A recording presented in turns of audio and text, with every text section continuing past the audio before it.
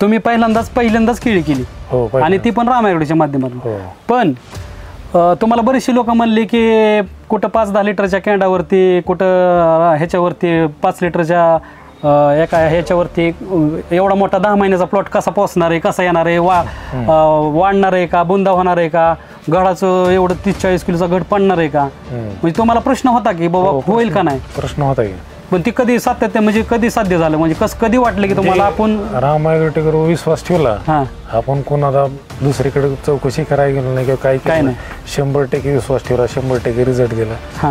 आता काय अजून 2 एकर त्यामध्ये राम ॲग्रोटेक माध्यमातून सरांनी केलेले आहे। म्हणजे शेतकरी मित्रांनो, बऱ्याचशा शेतकऱ्यांचा, बऱ्याचशा लोकांचा गैरसमज आहे मोठा की केळीच्या बुंद्याखाली 10-20 पुती टेलर 2 टेलर खत टाकल्याशिवाय, हे केल्याशिवाय, ते केल्याशिवाय केळी येऊ शकत नाही।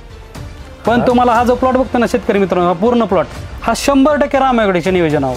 101% राम ॲग्रोटेकचं नियोजन आहे।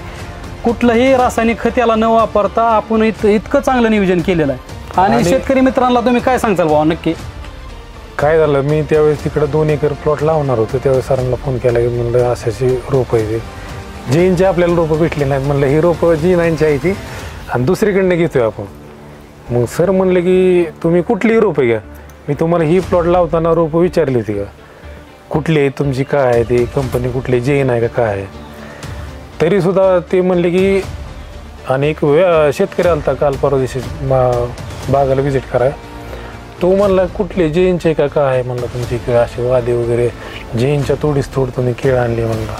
शेतकरी मित्रांनो, तुम्हाला एक सांगायचं की तुमचे व्हरायटी कोणती असू द्या, मॅटर डज नॉट मॅटर, नाही का, मॅटरच करत नाही, मॅटर करतं तुमचं प्रामाणिक कष्ट आणि दिलेलं फॉलोअप, योग्य मार्गदर्शन, आणि ते योग्य मार्गदर्शन आपण राम ॲग्रोटेकच्या माध्यमातूनच केलेलं आहे। अतिशय चांगला रिझल्ट। तर केळीची हाईट बघितली तर 13-14 फूट हाईट, 35-40 किलोचा गड आहे, बुंद्याची साईज 32-34 सेंटीमीटर आहे। शेतकरी मित्रांनो, तुमचं रोप कोणतं आहे ते मॅटर करत नाही, मॅटर करतं तो रिझल्ट, आणि तो रिझल्ट म्हणजेच राम ॲग्रोटेक, आणि ते हे बघताय तुम्ही।